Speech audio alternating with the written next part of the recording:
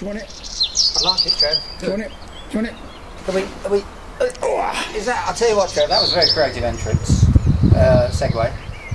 Intro. That's the word. And after what we were just discussing, I'm wondering if the only one who's got a problem. Hello, everyone, and welcome to Beer Sweden. 90. We're countdown now, aren't we? 4? No, this must be 95. Oh, is it 95? 95. 5 more to the big 100, Trev. Are you sure? Because you're saying it on tape now. Well, how many times have we got this wrong? I can never be sure, but I think it's 95. Okay. 95, 95-ish. Today we're going to try a beer. Actually, this beer's been around a little bit, Trev. A bit like you and me. Yeah. But it's a beer that somehow has slipped under the radar. We actually haven't reviewed it, have we? Well, if we hadn't been to Linköping, whatchamacallit, the Linköping Beer Festival, we probably would have missed it completely. Would have missed it. Beer Expo. That's what Beer it was. Expo. Beer Expo. I knew I said it wrong. Beer Expo. Good festival, by the way. That was, wasn't it? It was Richard great. and everyone. Well organised. Yeah, everybody very well pleasant. organised. Yeah. Nice people looked after us. But we got to try this, Trev. Actually, we got to try this, and this is pretty cool because Jonas, wasn't it? Jonas from Slottskällans. He actually invited us over to the stand. That's right. Yeah. And we got to try this both in bottle, which is what we're going to do now, but also on keg as well, wasn't it? On keg, we thought it was phenomenal. Do you remember? Was it cask? Cask. Yeah. It was on cask, and it was absolutely stunning. We actually made a bit of a mistake though. We tried the cask first, didn't we? And then we had the bottle, which because on cask it was singing, wasn't it? Absolutely, it was brilliant. One of the beers of the show. Red ale. And from a personal point of view, I've been waiting to get hold of this and try it because I'm hoping, you know, like when you meet your idols, yes, they turn it into a bit of a knob. Do you know what I mean? Yes. That sort of thing. Yes. I'm hoping this is not disappointing. Me too, and I've got high hopes for it. And you know what I like about it? This is a red ale. It's actually classified as an Irish red, a Scottish or Scotch, Irish, same type of thing really. Basically you're looking for a beer where you have a very gentle maltiness to the beer that's predominant.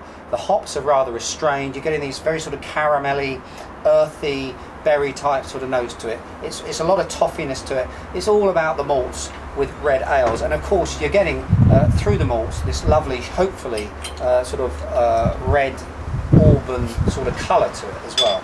So that's what the malts are bringing to the table, Trev.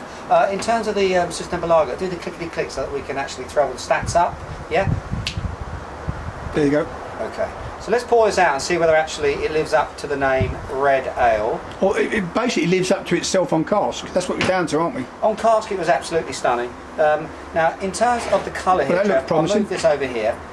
What have we got? We got really, I would say chestnut brown, would you? Or fox fir? Fox fir, yeah. Fox fir colour. Red, no, I don't think you can say. It's a very sort of nice auburn sort of brown to it. Lovely head. Look at the size of that thing. Absolutely stunning and very, very sticky. Look at that.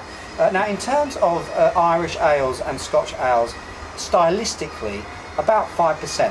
What you're after is drinkability. That's what these beers are all about, drinkability. And it's actually quite a nice counterpoint to all these sort of citrus and grapefruit beers that are coming out at the moment, where it's all, I'm hoppy, look at me.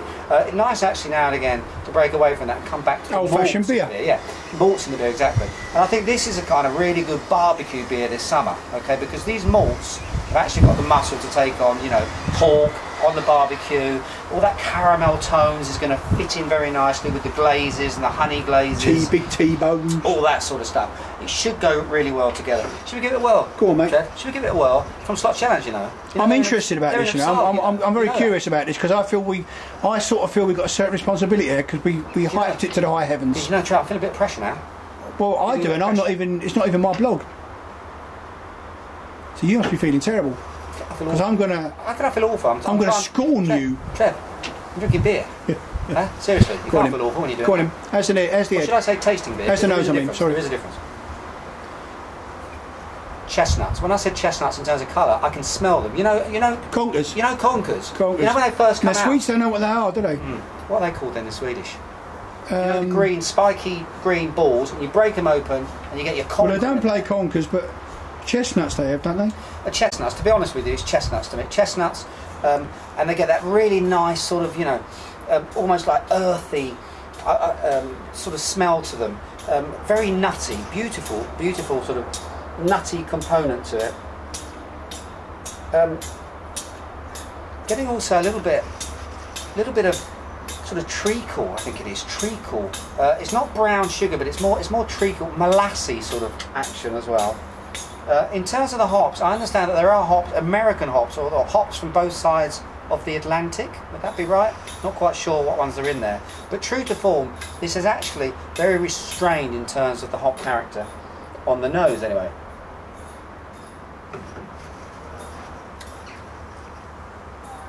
Dun, dun, dun, dun. Dun, dun, dun.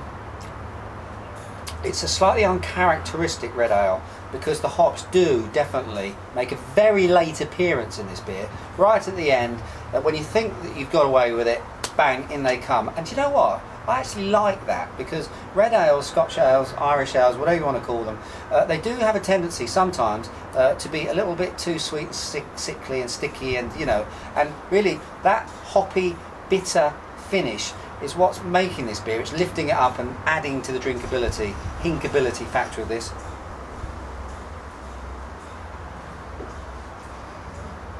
There's a little bit of like almost digested biscuits. Digested biscuits. I had those with my tea this morning, Trev, and they're coming back now. Digested biscuits. Lovely malty, cereal, muesli type of base to it. But there is this really nice little bitter finish to it, which I really like. I think it's a really sort of, it's a fusion actually of styles. It's got that American kind of hoppy lick to it that's just matched up there with a red ale. What do you think? I like that a lot. You like it? Not disappointed at all. Very, very drinkable. 5%.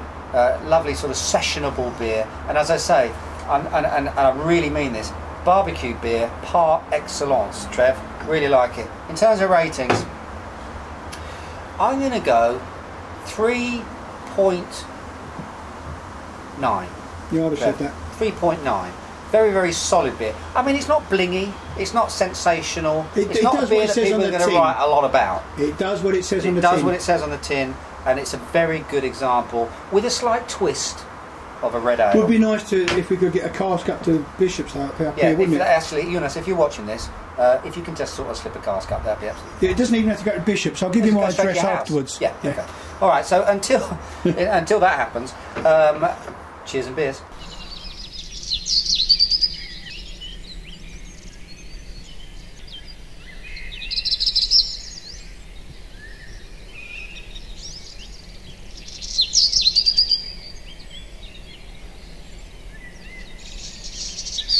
Yeah, I like that. I think it's lived up to it. So it tastes like, what's the word in English? Nail liquor. That is it. What is nail liquor? Cloves? Cloves. That is it, because I was saying that sort of like little sort of hoppy thing at the end. Actually, it's nail liquor. Darren, I'm getting better than you, mate. You've nailed the nail liquor. I've nailed the nail liquor. Put that in. Oh, we're on anyway. Put that in because that's an important component of this beer. Nail liquor finish. Cheers and beers, take two. Cheers and beers, take two.